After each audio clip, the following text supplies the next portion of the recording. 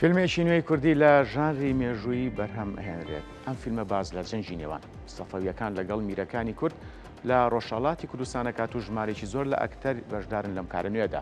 فیلمی میرنشین لە نووسینی نورەدین زەنگەنێ و لە سیناریۆ دەرێنانی هونەرمەند زمناکۆ هیدایەت زەنگەنەیە.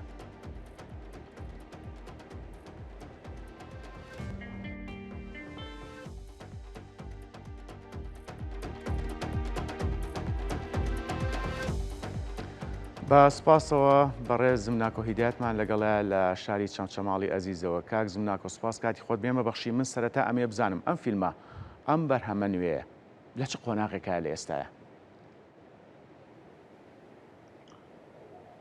سپاس بۆ کورسات، سپاس بۆ بەرنامە جوانە. فیلمەکەم ئێستا لە قۆناغی مۆنتاژایە. بەڵێ سپاس بەخوا دوای 2 ساڵ و 4 مانگ توانیمان فیلمەکە بەرهەم بێنین. ئێستاکە لە قۆناغی مۆنتاژە، ئینشەڵا ڕۆژی پێنجشەم یەکەم ڕۆژی مۆنتاژە. زۆر باشە. کاک زمناکۆ ئامانج لە هەڵبژاردننی ئەم قۆناغە مێژوویەی جەنگی نێوان سەفێویەکان و میرە کوردەکان چی بوو؟ سپاس. ئێمە تا ئێستا سینەماکارانی کورد واتە دەرهێنەرانی کورد منویستم شتێکی جیاواز بکەم لە کوردستان واتە لە باشوورە بگە ڕەنگە لە پاشەکانی ترشا تا ئێستا هیچ دەرهێنەرە جوئەتی ئەوەی نەکردووە بێت مێژوویەکی کۆنی کورد بخوێنێتەوە بنووسێتەوە بە خەڵکی بڵێت. هەموو ئەوانی کە کار لەسەر فیلم کردووە سێرێکی زیاتر لە 6 ساڵ بە ئێستا ئەنجێڕاتە، بەڵام لەم فیلمەیە ئێمە 450 ساڵ بە لە ئێستا ئەجێڕینەوە شەڕی سەفەویەکان و شەڕی میرەکان و هاتنی میرەکان لە ڕۆژهەڵاتەوە بۆ باشوور. ئەبێ خەڵک بزانە بۆچی ئەم میرانە چۆن هاتنتە باشوور. واتە ئێمە لەو کاتیا سێرەکە یەک پارچەی کوردستان هەیە، یعنی جیاوازی نەبووە.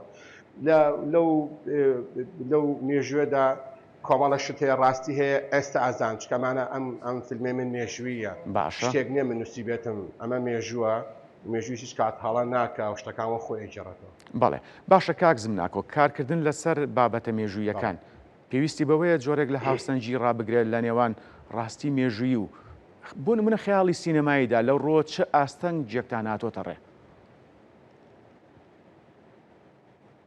وەڵاهی زۆر، چکە بەجددی لەو وڵاتە خۆمان هەمومان ئەزانین بۆ مەسەلەی بابەتی سینەمایی واتە مێژوویش زۆر زۆر قسێکی کۆمەڵە کەلوپەلی مێژوێ دەست ناکەوێت، سێرەکەی جلوبەرجی ئەو کاتە دەست ناکەوێت. بە تایبەتی ینی ئێمە سێرەکە شتەکان زۆربەیمان دووریوە.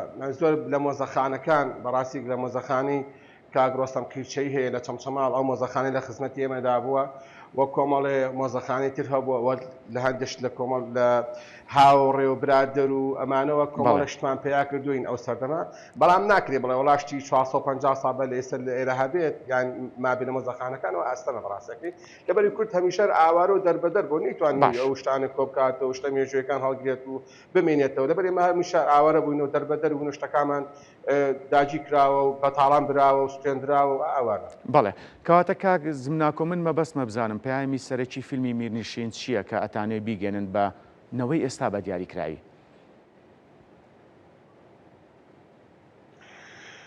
ئەمانەوێ بە کوردستان بڵێن کاتی خۆی سەکردەکان و میرەکان ئێمە چەند دڵسۆز بوونە، چەند بەتوانا بوونە، چەند ئازا بوونە، چەند بەپاکی داکۆکیان نەخاک بوونە نیشتیمان کردووە.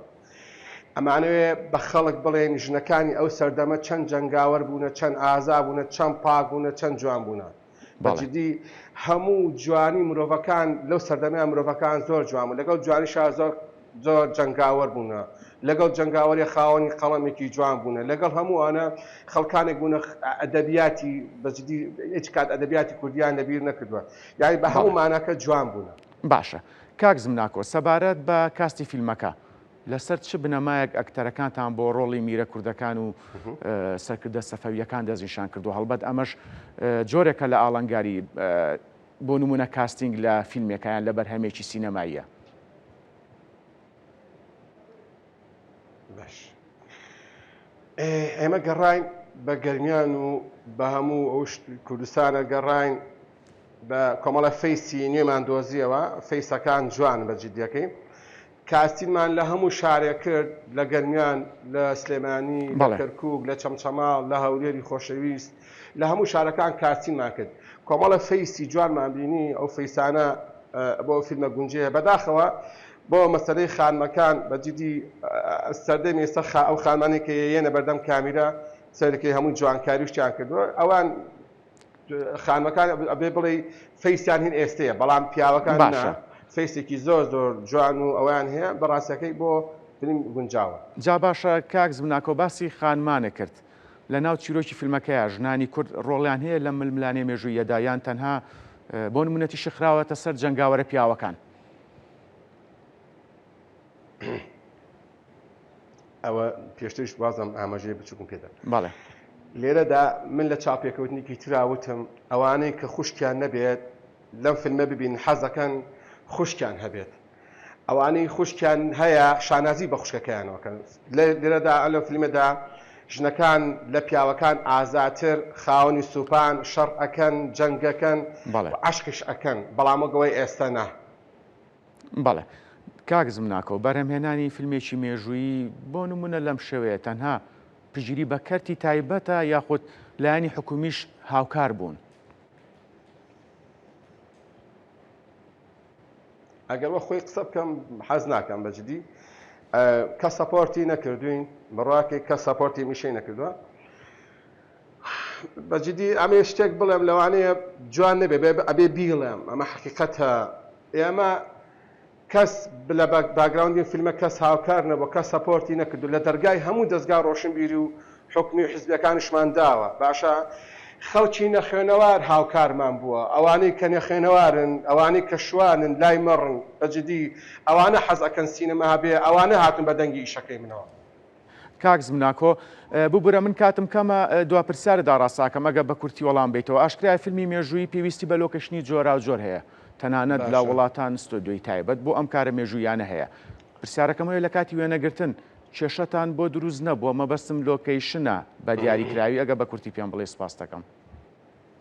ئەزانم بەڵێ ئێمە لۆکۆشنەکانمان لە گەرمیان بووە لە دەربەنی خام بووە هەچی گەرمیان بە تایبەتی هەموو لادیەکانی گەرمیان چینێتە ئەو شوێنانەی کەوا ئەو میدانە لیان جەنگیان کردووە سپاسی جەنابتانەکە من ئەمەوێ یەک خولە کاتم بیتێ بەجددی زۆر زەرورە سپاسی کۆمەڵە کەس بکەم کە لەم ڕۆژانەکەەوە هاوکارمان بوونە ئەمەوێ زۆر سپاسی بەڕێز کاک شێوان ئەونی بکەم زۆر سپاسی کە جەنابی کاک حەسەن زەرگە بکەم سپاسی حاجی حەسەن ئەونی بکەم زۆر سپاسی حاجی عەزیزی زەنگەنە بکەم ئەمەوێ زۆر سپاسی کاک سرود سەرۆکی دوانزە سوارەی کوردستان بکەم ئەمەوێ سپاسی بەڕێز کاک ئەکبەر زەنگەنە بکەم بەجددی ئەم پیاوە بەڕێزانە ئەم چەند ڕۆژە لە ئاخر گرتەی فیلمەکەمان زۆر ماندوو بوون لەگەڵمان بوون و سپاسی بۆ کورساتی ئازیز. زۆر سپاس بەڕێز زمناکۆ هیدایەت سپاس کە لە چەمچەماڵەوە لەگەڵمان بوون سەرکەوتو بنەوە کەمیشە.